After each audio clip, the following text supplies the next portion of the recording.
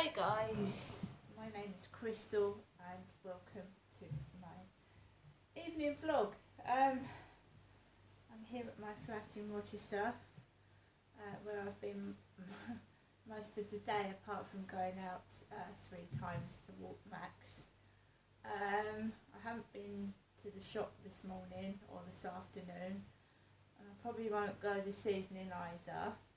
Alexa, what's the time please? The time is 6:27 p.m. Okay, so there was no post, nothing at all, empty box, which, well, no news is good news, so I'm fine with that. I've tried to keep my spirits up. I have been suffering from severe depression a few days ago, but I told you I made myself go to the shop yesterday. I lifted myself out of it. However, I still get bouts during the day where I feel a bit off, a bit miserable, and I do try and, like, if I get hold of a balloon, distract myself, pop it, look at one of my diaries and see what I was doing a couple of years ago and things like that. So I took Max for a walk this afternoon and I didn't film anything. I didn't feel like it. It was extremely windy.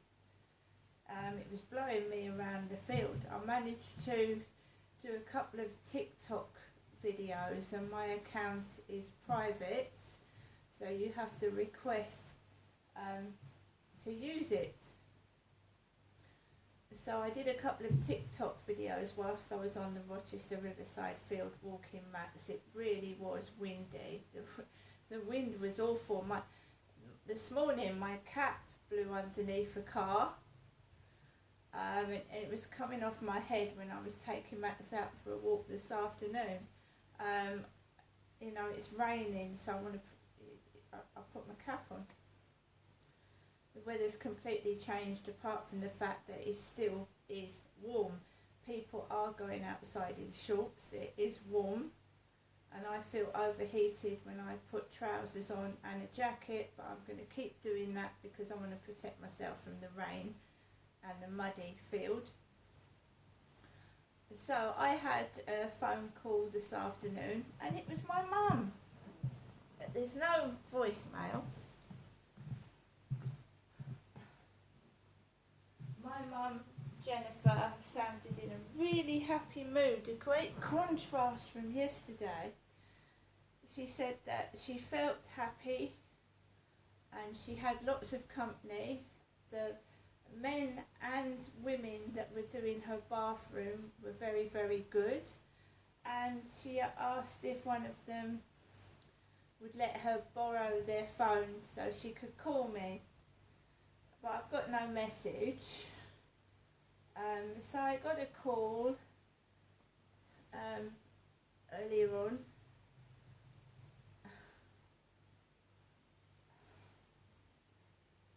Oh,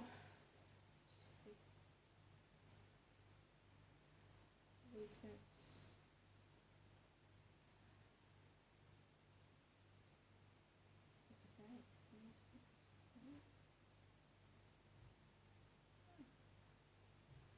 I don't know why, but it's not showing up. Message. Oh.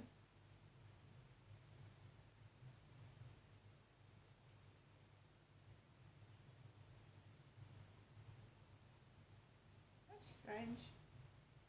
Probably because it was a private phone call, but my mum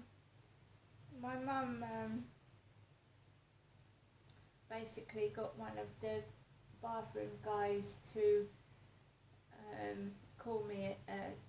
She got one of the bath guys doing her bathroom to borrow their phone, so she called me. She said that basically they're not going to be finished till 8 days time. So my mum's got workers in her flat for 8 days. It's going to take 8 days to sort my mother's new bathroom out. My mum was in high spirits. She was cracking jokes. she said when she cracked jokes and said when the bathroom is finished, maybe you can use it and you'll be like Cleopatra eating grapes. So my mum was back to her vivacious self where she cracks jokes, so she was quite happy.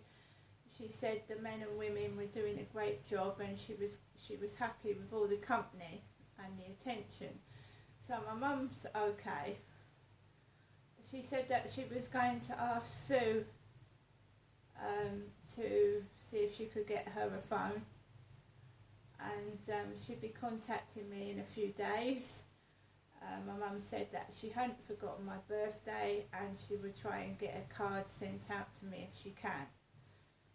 But obviously she hasn't got a phone, and she's got workers in her property. But she sounded really happy and okay, so I'm glad about that. Myself, I've been on my own all day. I've spoken to my mum. I haven't really seen anybody else. Obviously there's been a worker going in and out of next door, repairing the empty flat, ready for the new tenant. So I've heard his music going on his phone, and I've heard him working in there, but it hasn't been disruptive at all. So that's been fine. When my mum said to me that she was going to be inconvenienced for 8 days, I looked up 8 days because I do that. When I typed 8 days in YouTube search engine, it came up with a film about a girl being sex trafficked at 16. She went missing at a nightclub or something, and she was sex trafficked. So that's what I do. I look things up in search engines, and I've done that for a long time now.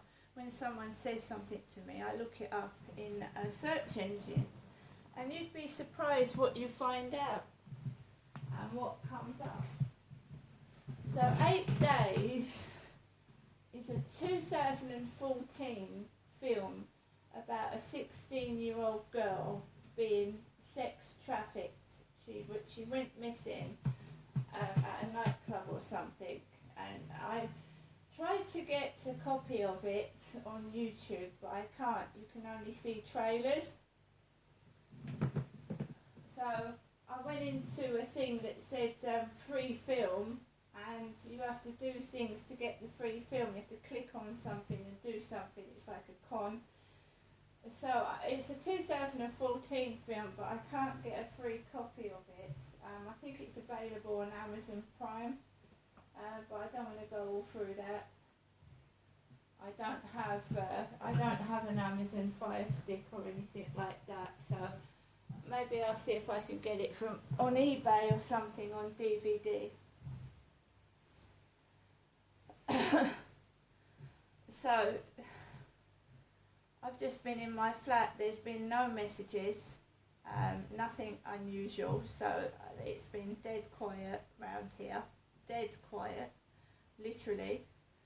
I came back this afternoon and I made myself what you saw, my dessert, and I've been in my flat flicking through YouTube videos on the auditors auditing Yorkshire.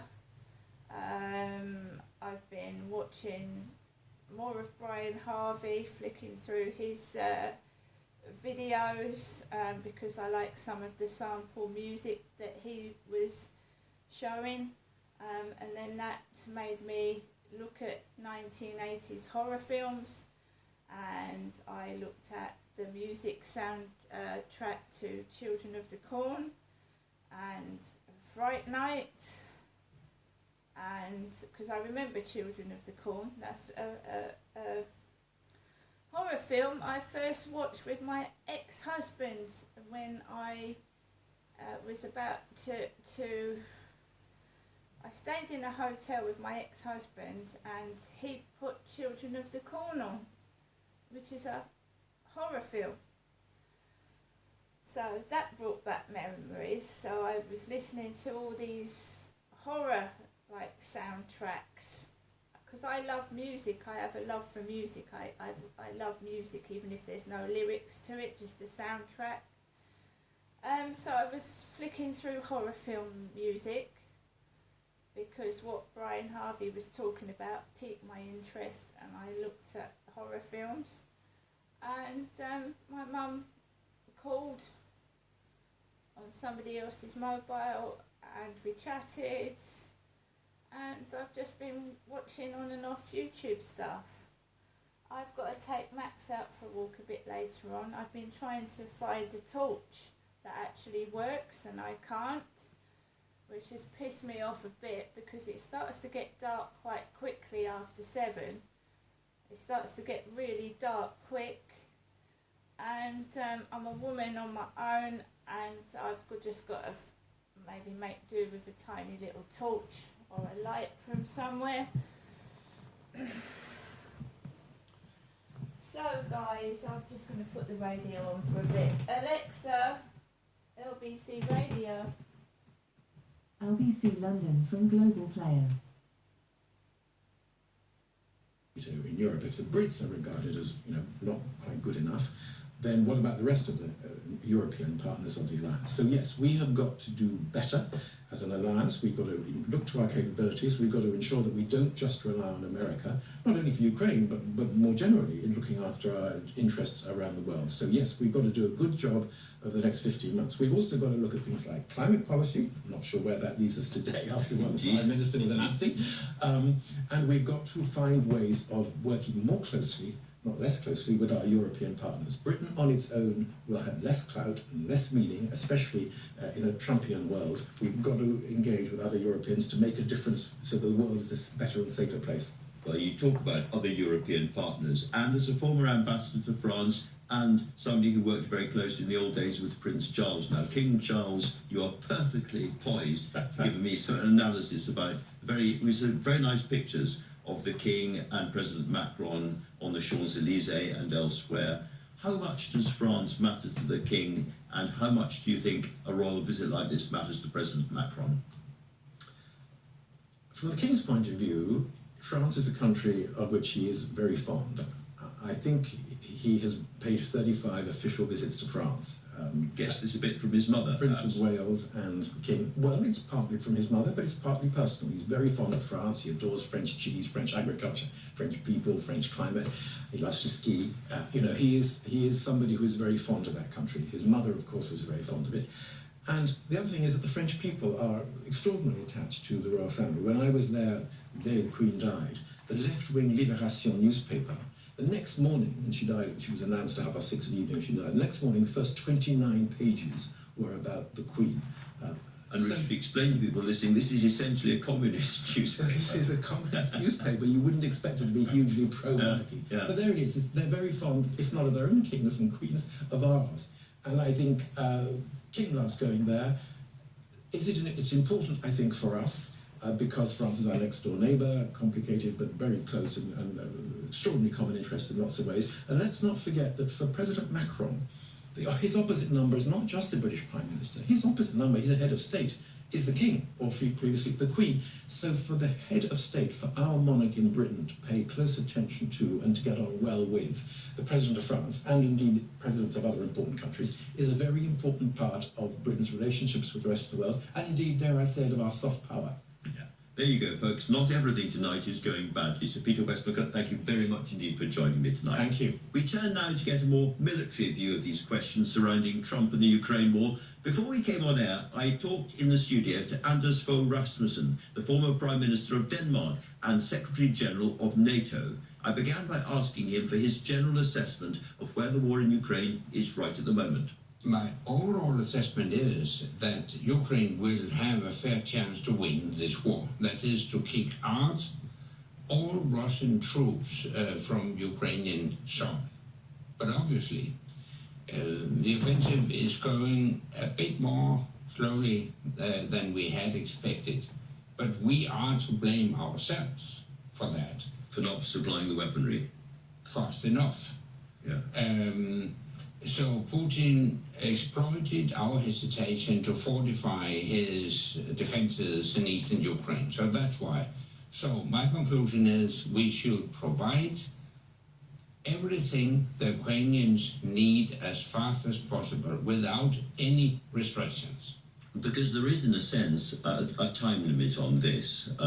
President Biden, speaking at the United Nations General Assembly today, said that Russia believes that the world will grow weary. But if we allow Ukraine to be carved up, what's the future of the nation states anyway, he says. And by the world growing weary, I think that's not a very subtle attempt to discuss the possibility of a future Republican president next year in the White House, very possibly Donald Trump himself.